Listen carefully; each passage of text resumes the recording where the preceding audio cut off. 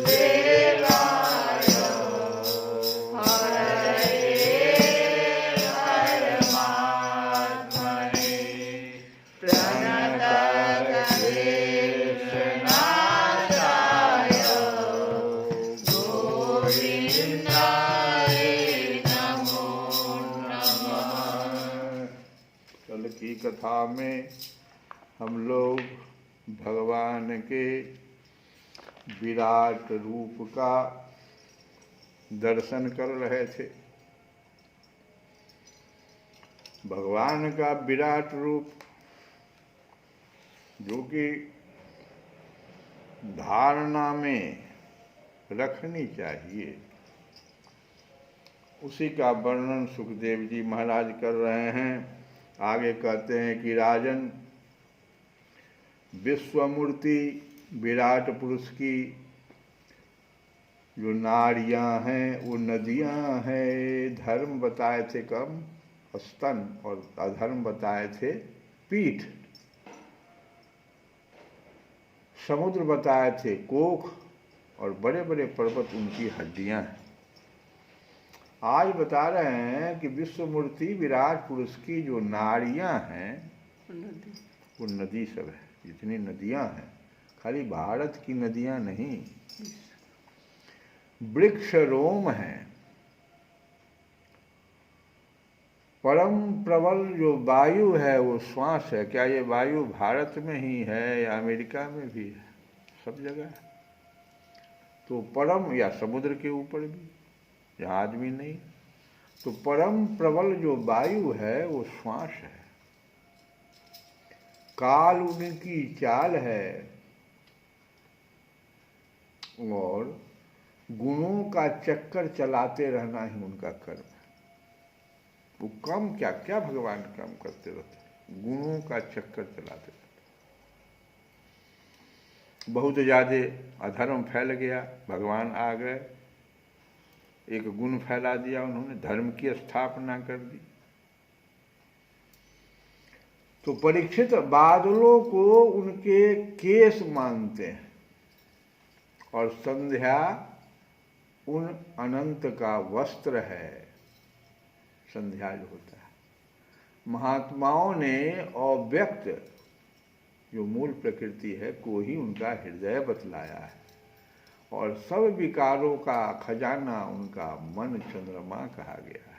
भगवान का मन है चंद्रमा, इसलिए समुद्र में ज्वार भाटा आ जाता है। इतनी शक्ति है उनके मन में। महत तत्व को सर्वात्मा भगवान का चित्त कहते हैं।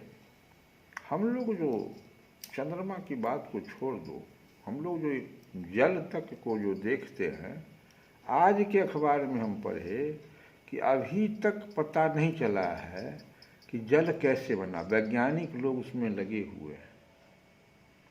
अभी अभी एक नया शोध हुआ है कि जल का निर्माण अगर एक कप है तो उसमें एक कप पूरा सूर्य भगवान की रोशनी चाहिए और एक कप उसमें जो है एक हाइड्रोजन का दूसरा जो रूप है ड्यूटेरियम, है ना, तो वो जो दोनों चाहिए तब जल का निर्माण होता है। मैं सूर्य भगवान, एक तरफ कहा जाता है सूर्य भगवान जल सोखते हैं, नहीं, जल का निर्माण भी करते हैं।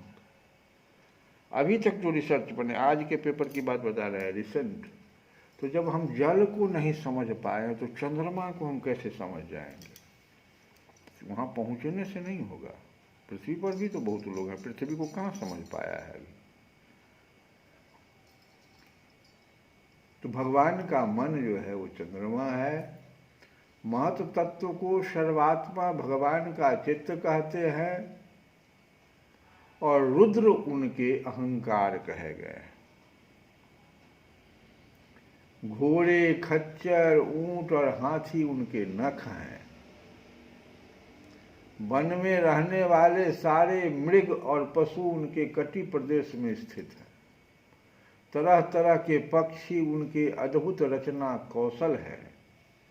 स्वयंभू मनु उनकी बुद्धि है और मनु की संतान जो मनुष्य है वो भगवान के क्या है? हम लोग क्या है? भगवान के निवास स्थान। भगवान हमारे भीतर में निवास करते हैं। भगवान कहाँ निवास करते? इतने विराट स्वरूप का निवास स्थान मेरे भीतर है, बताओ तो। और ये हम लोग नहीं समझते हैं, बहुत बुरी बात। गंधर्व विद्याधर चारण और अप्सराएं उनके खड्ग आदि स्वरों की स्मृति हैं। दैत्य उनके वीर्य हैं, दैत्य उनके वीर्य हैं।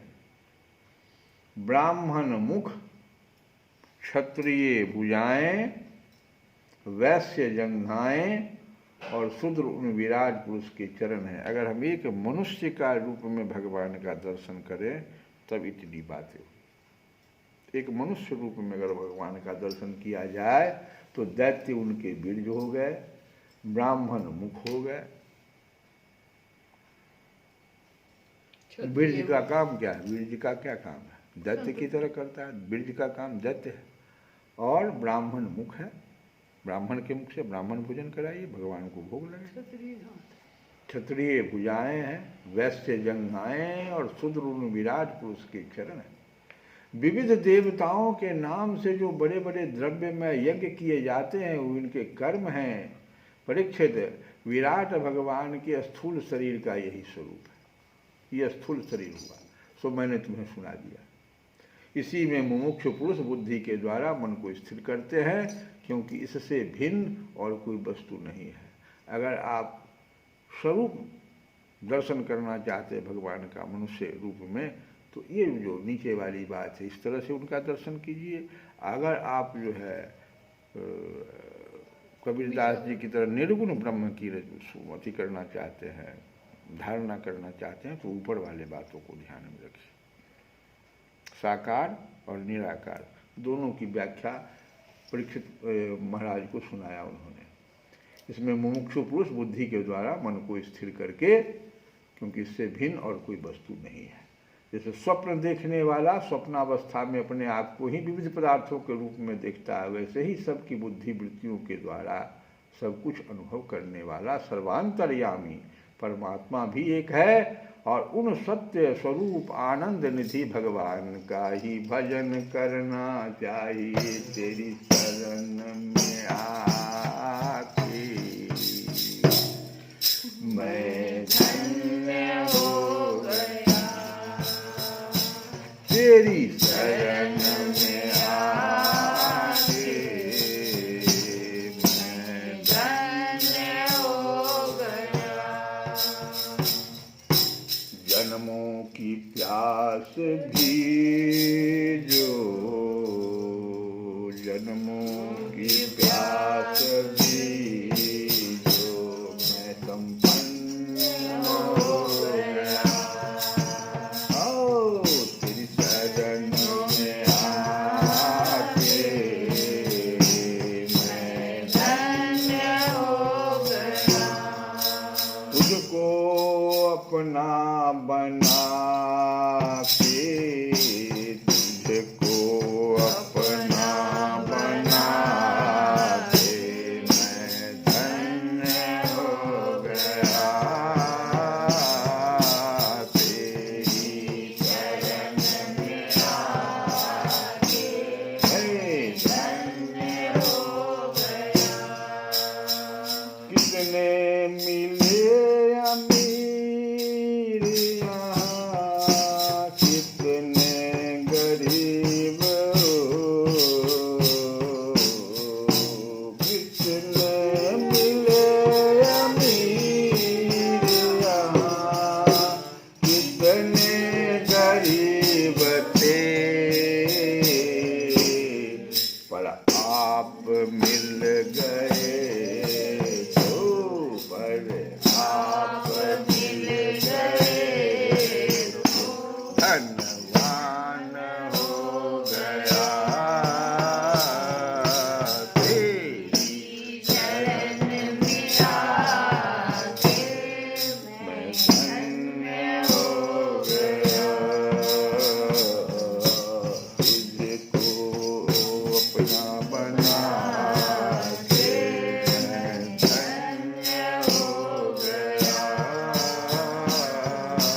तुझको अपना बना के मैं धन्य हो गया। ये कृपा कर देना भगवान की, करना कभी न दूर प्रभु